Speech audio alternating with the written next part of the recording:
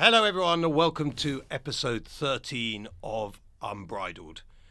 He'll be missed and loved by his family forever. A man who had a special bond with horses on the racetrack, the likes of Marine Nationale, Goodland and more recently Embassy Gardens.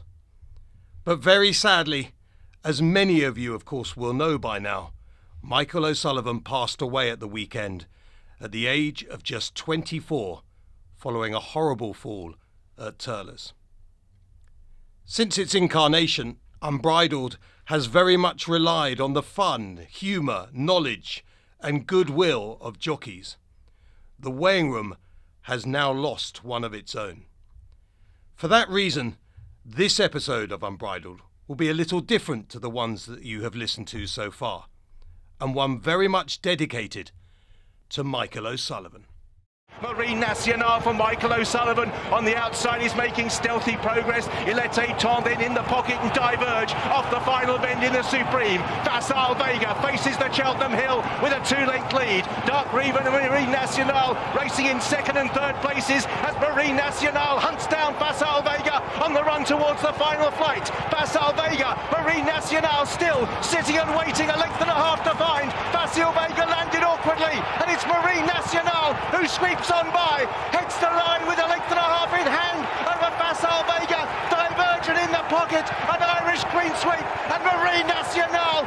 What a day for Michael O'Sullivan, and Barry Connell have won the Supreme. What a cool ride by Michael O'Sullivan.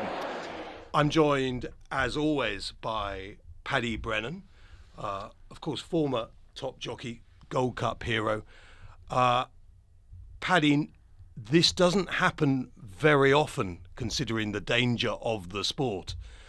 But when something like this does happen, it hits the whole racing community. Absolutely, Matt. And beautiful start to the show, beautiful words. It's just all... Do you know what, Matt? You can sometimes in horse racing become a bit maybe complacent. You think it's okay. You think it's a normal game, and then crash, bang, wallop. You get this Michael O'Sullivan accident, and you ask yourself why.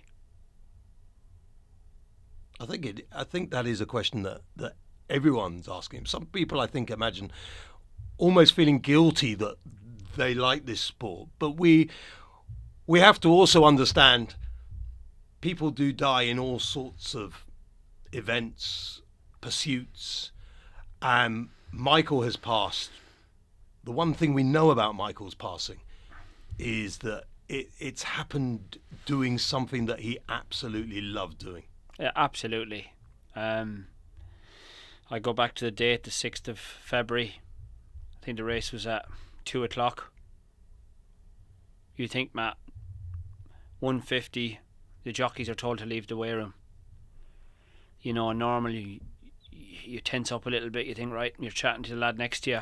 Let's go. Like you're going out to ride in a horse race. Not everyone came back. Yeah, it's been tough. It's been tough for everyone, especially his family, close friends, like his mum and dad. I really do feel their pain, and every day since, like, talk started going around on Saturday, and then obviously it was confirmed on Sunday. It's left a horrible feeling, and you don't think to celebrate stuff, or you just, as again going back to what I said, it doesn't feel right. But Matt, one of the greatest quotes, and I've heard it on a podcast recently, and I heard it in a very famous Ryder Cup. Everyone dies, not everyone lives. And as a jockey, even though 24 Michael O'Sullivan, 25 this Friday, he lived, and we'll remember him forever. Some people might ask, Paddy, why take that risk? And I think this is a really important question at this time, because you get into why jockeys do what they do. One of the phrases that's often bandied about is that, jockeys do it for our pleasure. Well, I've never met a jockey who's ever ridden for my pleasure or indeed any other viewer of horse racing's pleasure. A jockey rides for themselves because it's what they love to do. I spoke to a few jockeys. Sam Twiston-Davis said to me, I said to him, why did you become a jockey? I mean, obviously he's steeped in it in his family like Mikey. He said, for me, it's the simplest of answers to any question, the horses themselves. You get to meet so many horses. You like some, you hate some, you love some. You get every emotion you can imagine. And when you find one that is very good, there is no better feeling. It's truly, for me, why I wanted to become a jockey. I thought those were just great words.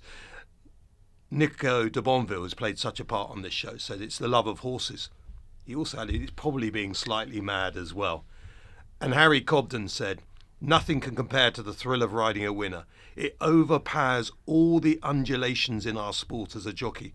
I grew up watching AP McCoy and Ruby Walsh on the telly from the age of 9. It was all I ever wanted to be. And why I feel that's important is that it gets to the hub of Mikey was doing what he wanted. No one makes anyone become a jockey, just like no one makes anyone become a racing driver or an Ayrton Senna or something like that. Every jockey wants to be a jockey. What made you want to take that risk? Yeah, you don't see it as a risk, Matt. Honestly, you actually don't. You're young, and Nico de Bonville said a bit mad. You have to be a bit mad. It's just one of them. It really, for me, yes, it's the love of the horses, but it was also that winning feeling. Nothing will ever replace that in my life again. Nothing. Winning, going by that line, you feel for possibly 28 seconds you are the king of the world. And it dies away, and a minute later you want the next one. For me, it was winning. There was always danger. I've mentioned it before. And yeah, but Matt, sitting here today, nothing ever prepares you for Michael O'Sullivan. And we look at him as a hero, a beautiful young man. And yeah, it's really, really sad. Well, one man who's got to know Mikey O'Sullivan better than most is Noel George, who trains in partnership, of course, in France with Amanda Zetterholm, been hugely successful and beginning to have some success with Mikey O'Sullivan. Noel, firstly, on a very difficult day, thank you so much for joining us here on Unbridled. Just tell us how you first got to meet Mikey O'Sullivan. It was quite a funny circumstance, actually. I had an owner who asked me to ship him over, and it wasn't for a particularly special horse, and Michael was mad keen to come over, and it didn't go very well, to be honest. The horse ran terribly. It pulled up after 4 or 5 hurdles, jumped terribly, and got to know him, schooled for us a bit, and I entered the horse up again 2 weeks later, and he rang me to ride it again. I said, "Oh yeah, he's keen," but I think that summed him up really. He was an intelligent young guy who saw the bigger picture, and then he spent a month or so with us over in France, and everyone got to know him really well, and he made a big impression in a short space of time out here. His intelligence is something that clearly shines through. In no way are we saying that there aren't other intelligent jockeys out there, but this guy had something else, been to uni, got his degree, and obviously one of his great assets, for you at least, would be that he spoke fluent French. There's a story out there that when he won a race out in France, he did the winning interview in French. That seemed to be something that impressed everyone. I think when you go to France, obviously most French people speak English, but they do like it if you can speak a bit of French back. Yeah, I mean, they don't particularly fully accept you until you make the effort. But, it was tough because I saw ourselves having a big future together, and we're the same age, and as well as him being a top class rider, we got on extremely well, so we could always discuss everything. And I think I saw a big future with Michael with us from a racing point of view, but he was also a good friend, so tough day. Tell us a little bit about Mikey. You say good friend. What, just away from, I mean, I imagine you two spoke horses most of the time, but away from all that, what was it that grabbed you about him? He was just a nice, easygoing guy, and he was very popular. All the time he was out here, his mates and family were coming out to visit him in France, and got to know all of them well too. And yeah, it was he was a very popular guy, and he's a great group of people around him, and I can't imagine what they're going through today.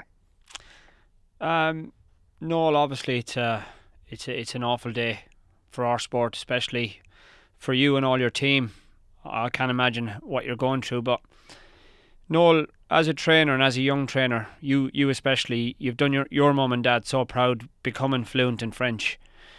Obviously Michael's come over, to ride a horse, and sometimes the best way to start a relationship is when it actually doesn't work out, and maybe he left the races that day thinking he wants to come back because probably the way everyone handled it.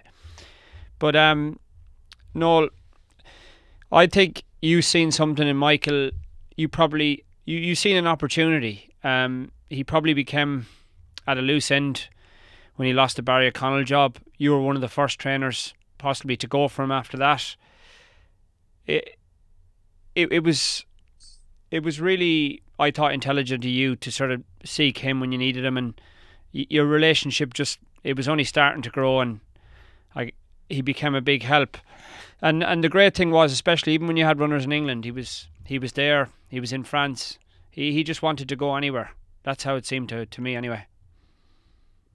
No, he was, whenever I had horses galloping, he'd fly over. He was keen, and he saw that we had a growing team. And it feels like yesterday, a couple of weeks ago, he came and schooled the nice 3-year-olds and said how excited he was for the coming spring. But yeah, he was a top class rider. I think he saw the opportunities that there was in France, and as well as he was starting to get some nice rides for Willie as well, and it's just devastating, really.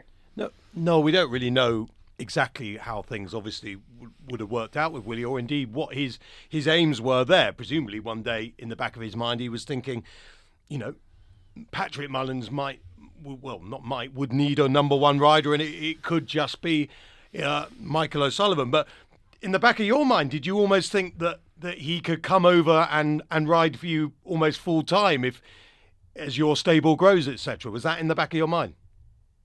Oh, completely, yeah. He made a massive impression quickly. I mean, James is top class, but he's not young either. And we're the same age. We got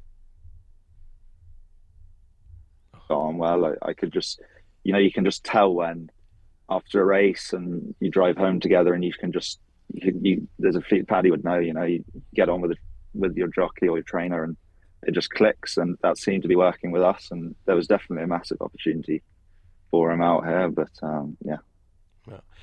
Just one final thing I just want to ask you, Noel. You people have a different way of experiencing life, etc. And in a message you sent me, you just said that Mikey wouldn't want everyone to dwell on this too much. And obviously you didn't mean that from the point of view of remembering him, but it seemed to me that you were reflecting something in Michael's personality, that here was a chap that just wanted to get on with life and enjoy it, and would be wanting everyone else to do that as well.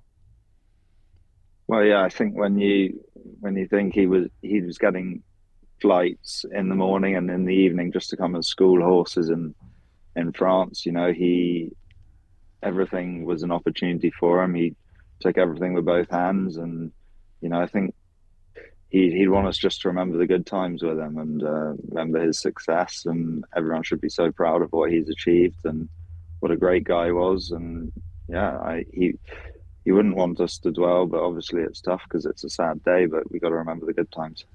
Noel, big thank you, and big looking out for everyone that's over there today, you and everyone else that is going to send the regards to Michael. I hope today goes okay.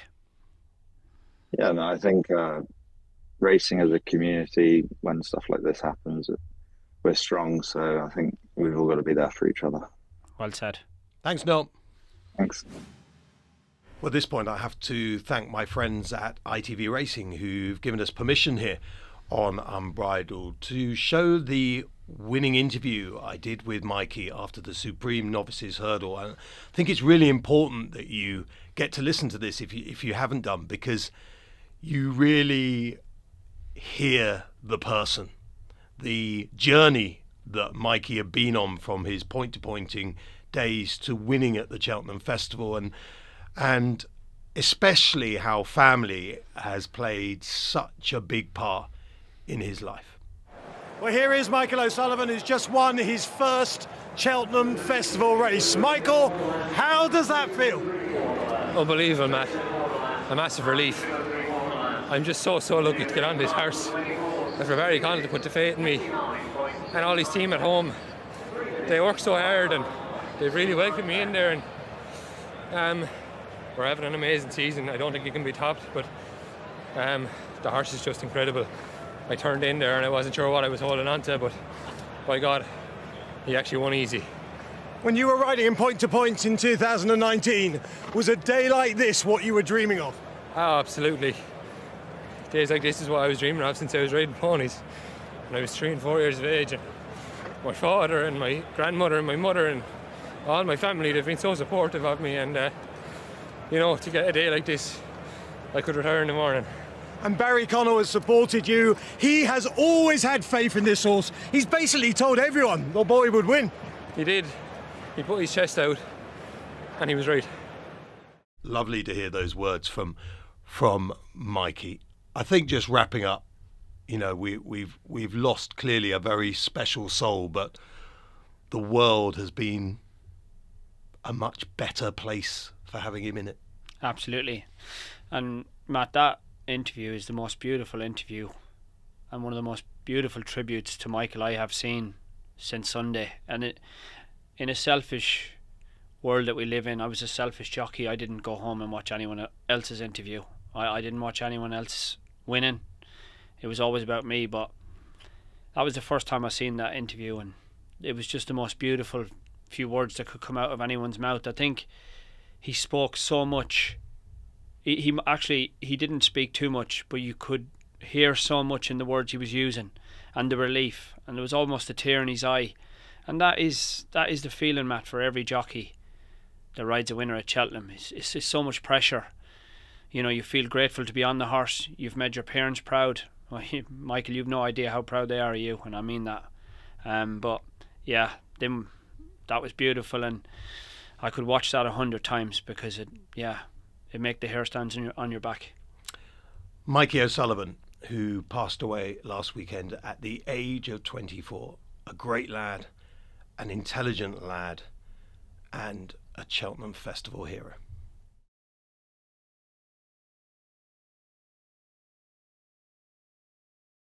Pat, we are going to have a quick look back at last weekend and a look forward as well to what's coming up this Saturday.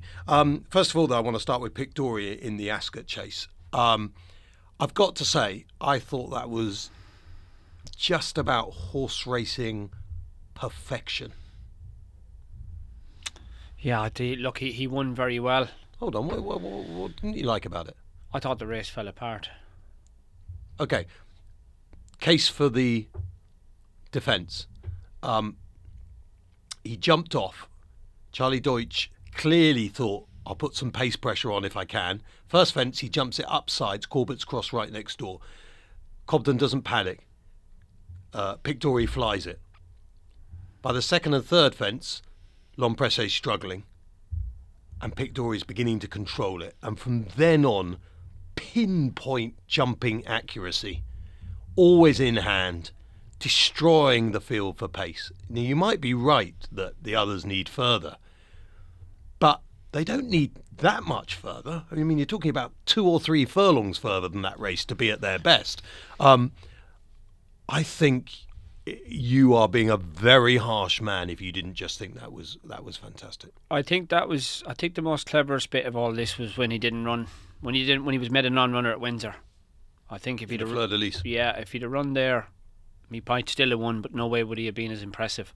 You talk about a race or a horse being trained for a particular race, excellent training by Paul Nicholls, and I just thought, he was in the best form he could possibly be. The ground had dried up a bit. It really suited him. He looked awesome on the day.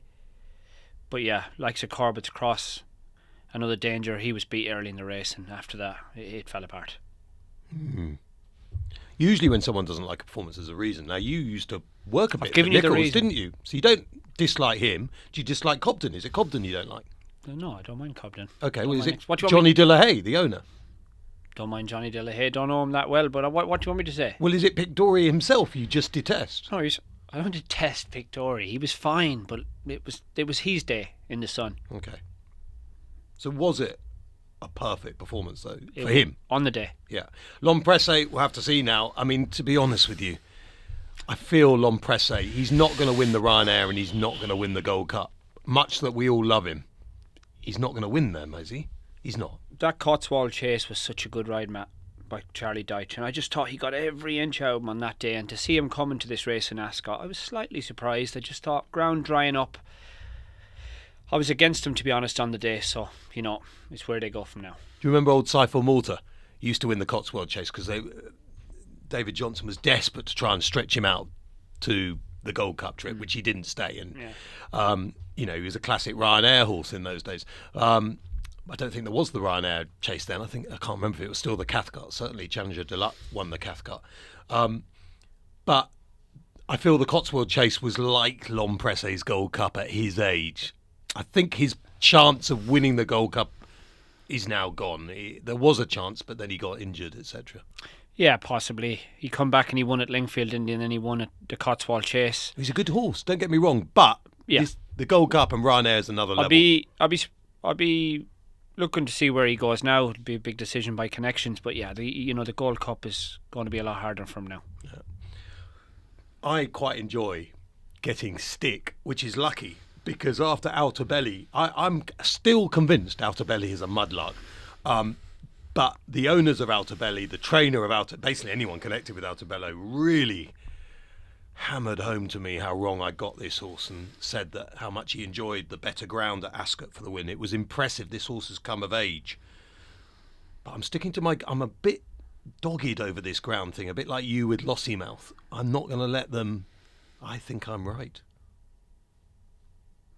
Okay. Thanks for that support for your fellow Unbridled I see presenter. the Coral Cup was mentioned for him. He may as well start now, Matt.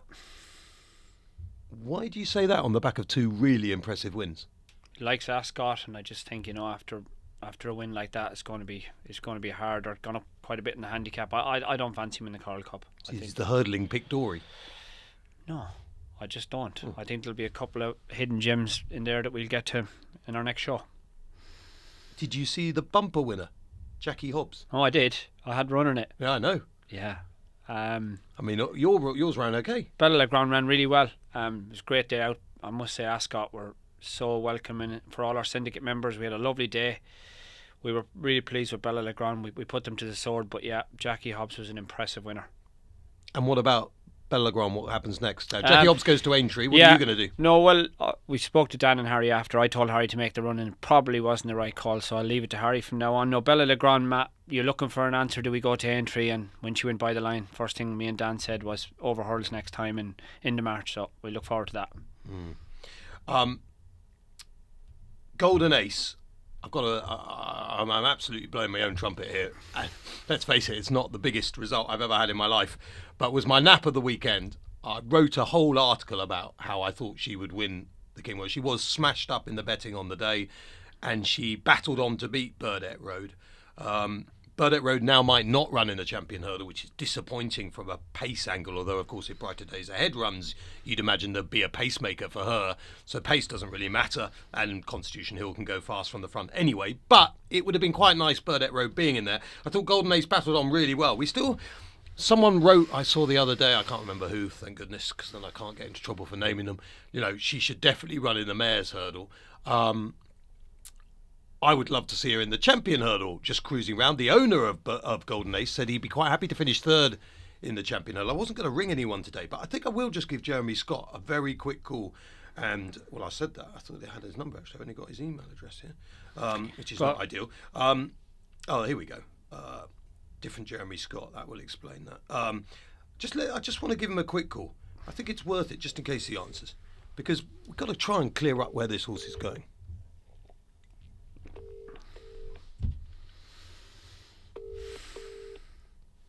He's not a regular on Unbridled. I kind of picture him as a phone man. No. Of all the people I want to speak to today, you are the man. Jeremy, I'm so pleased you've picked up the phone with that, because you are live on the Unbridled podcast with myself and Paddy. Oh, excellent. So at least people out there know how I get spoken to in the big wide world, with that solid sarcasm. But I love Golden Ace, and there seems to be a real debate now about whether she will go mares or champion hurdle. Are you able to try and help us clear that up at all at this stage? I think it depends if you speak to me or the owner, because the owner would be very keen on the champion hurdle. I love your owner. Everybody would love to have a runner in the champion hurdle. So sentiment would say that. I think it very much depends on which way everybody jumps. Fortunately, we've got the luxury of declaring on the same day for both races, and as we're able to see where everybody declares, you would think that depending on which way Brighter Days and Head and Lost in Mouth went, you would aim for whichever race would be the weaker one. But having said that, if the ground were very soft, I think you would probably go champion hurdle, because I don't know over 2.5 whether she would see that out. But at Wincanton the other day, all she seemed to do is stay, and I think we're finally getting her somewhere back to where she was last spring. And the times we've run over 2.5 miles this year, I don't think we were fully right. So I wouldn't rule out running her over 2.5, which doesn't give anybody an answer at all. No, but you are in a real dilemma, and she's kind of put you in that dilemma, though, because in her 2 runs behind Lucky Place, what she did was cruise round looking like an absolute machine, but didn't quite see it out. And then at Wincanton, which admittedly obviously is quite a tight track, and it's worth remembering, and people might forget, but off the top of my head, I think that Wincanton race is a mile 7. It's not even... It's very sharp, 2 yeah, miles, isn't it? It's a mile 7. It's not 2 miles. So you actually, within normal circumstances, have another furlong anyway. But she did almost the opposite to what she'd been doing, didn't she? Like I actually thought she was going to be last turning in, having thought she was a certainty, and then she's come and won it. She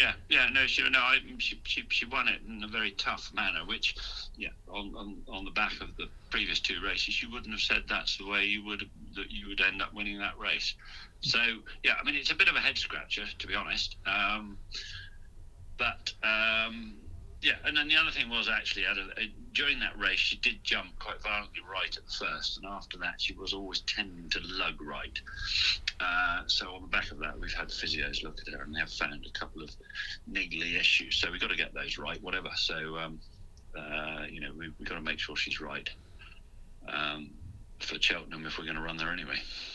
Well, that's all very interesting. And Jeremy, it's just our typical kind of conversation. You pick up, sound sarcastic, like you don't want to speak to me. You tell me nothing, and then I put the phone down. Goodbye. Well done. Bye. Thanks, Jeremy. Cheers. It wasn't. Did we learn nothing that we couldn't have discussed ourselves then? But there was that interesting bit just at the end that there might have been a reason why she jumped one way.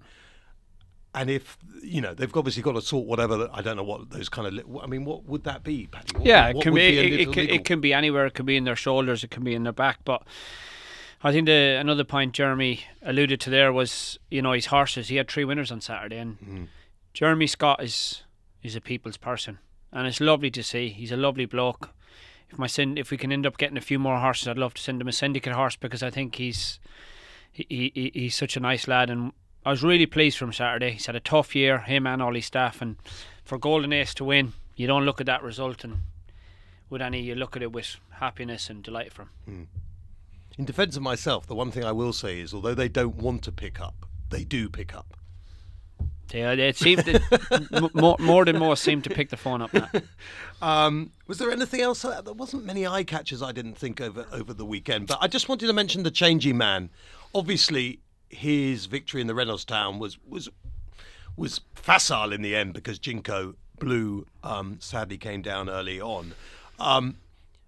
But he did look to the eye really impressive. Jump for fun, stays, and I wonder, I think he was off, again, I haven't checked this, but I think he was 138 for that race. Yeah. He'll have gone up. Well, will he have gone up? He might not have gone up. But anyway, whatever the handicap mark is going forward doesn't really matter. Just, I wonder if there's a slight difference between being a 138 handicap chaser and a novice chaser who's only been in novice chasers rated 138. I just wonder whether, in real terms, the changing man has a bit more about him than a novice chaser who's running three-runner novice chasers and ended up with a rating of 138. Absolutely. I don't think you can buy that experience. I think, did he run in a Badger Ales? He run in a big race at Newcastle. Matt, you cannot understand how massive that experience is going into a novice chase. You could literally be down the start, like that race on Saturday, 4-runner novice chase, and you can put them under the sword straight away. He was impressive. And whatever he goes for in Cheltenham, that experience is going to stand him in really good stead. Let's look forward now to this weekend. Kempton takes centre stage. If Nicky didn't run anything in that, Mondo Man would be an absolute good thing, wouldn't he? Yeah, I think Kempton is going to really suit Mondo Man. Obviously, I'm a massive Lulamba fan. If he was to run, I still think he'd be very hard to beat. But Mondo Man, if there's ever a race and track made for him, it's Kempton. Yeah. And Palladium's in there. I still think Palladium has been much maligned. I think his Huntingdon victory was perfectly adequate. Take away the money that he cost. It's working out well. Fourth one, seconds one. Yeah. There was I think we've said this before, but there was a ridiculous reaction to Palladium because of what he cost. As if everyone had forgotten that he was a colt and was meant to go breeding one day, and run on the flat. I thought he did very well, but those two probably. Well, may or may not run, but if Mondo Man does, he's very interesting. Jinko Blue, if he's declared today, it will because he has schooled very well on Thursday morning. Nicky Henderson was saying that he was going to school that horse on Thursday and then make a decision, so we just wait for him. I wanted to talk to you about the handicap chase, which, if you go through the record books, which I'm doing right now, I tell you what, one of the shocks of your life comes forward. Do you remember Razor Royale in 2010? 10 stone 5. Yeah. Did you do 10-5 easy? I did back then, yeah. And then, that's not all. Nakarat, 11 stone 8. No problems with that. And then Theatre Guide, 10 stone 6. 3 times the winner of the big handicap chase. That was paid sort of the left wing of the house. You had some good rides around there. Yeah. Well, of those 3, would I be wrong to suggest, well, I think it's an easier, Nakarat of those 3 would have been, funny enough, bringing in the George connection. Noel's old man Tom trained Nakarat. Yeah, Nakarat's beautiful grey, almost white horse. I think he won 3. Tony Mackay won 1. Sam Thomas won 1 on him. I think he won 3. And I was lucky enough to win 1 on him. He loved Kempton. But if you ever wanted an example, Matt... He won 2. 2. Sam Thomas didn't win on him. Between a King George and... This is a Ladbroke, something it's called Saturday. Yeah. This is the perfect. Nakarat could go around in a King George, get to 2 out, and just come up short. But in that race, he could carry it on all the way to the line. He was classy horse in a race like that. But yeah, he was my favourite. Who's going to win it this weekend? Have you had a look? If not, have a look now while you're speaking to me. Iroko, is it? What? Iroko. What's the horse of JP's? It is Iroko. Don't you think he is one of the most hyped up horses out there? Everyone thinks this horse is about 6 stone in hand. I thought he ran well last time. And Nicky Henderson's, what's he's called? Highland. I thought either of them would go very well. So the 2 favourites. Yeah, Iroko. But I looked through it quickly. I didn't see anything else in there. What do you think? Well, Can Do Kid's in there for a start. Grand National hope for Paul Nicholls. He's very interesting on the back of his big Newbury success. And you know who is interesting? Lowry's Bar, who was meant to run in the Reynoldstown, didn't run. But I like novices. I like race. They're fresh. They're young, they're enthusiastic. He jumps well, Larry's bar, for all that he made that horrible mistake too out at Windsor when he was giving Jinko Blue a run for his money. Hobson Johnson White just coming back, and I love that. I love Hobbsy. One of the nicest men in racing, isn't he, Philip Hobbs? Isn't he? The nicest, I'd say. Only trainer I never had an argument with. Well, in that case, he is nice. Because there are, I mean, you could rub anyone up the wrong way. Well, I did. Everyone. Well, I think at this stage, I mean, I haven't really gone through it yet. Obviously, as I say, it's slightly silly because the time this goes out, you'll know the declarations for the race. But if Larry's bar is in there, I'd certainly be having a look at him each way when I come to make my weekend selections. I think that's it for this week, Pad. Yeah. It's been a hard show, but to be honest, I don't even know why I said that, because what is hardship? Hardship is losing someone that you love, who's a terrific fella, and that is therefore the family and friends of Michael O'Sullivan, and that's what this show was about. We'll be back next week in the usual fashion for Unbridled, but I hope you all understand that this week it needed to be a little bit different. Thanks, Pat. Thank you.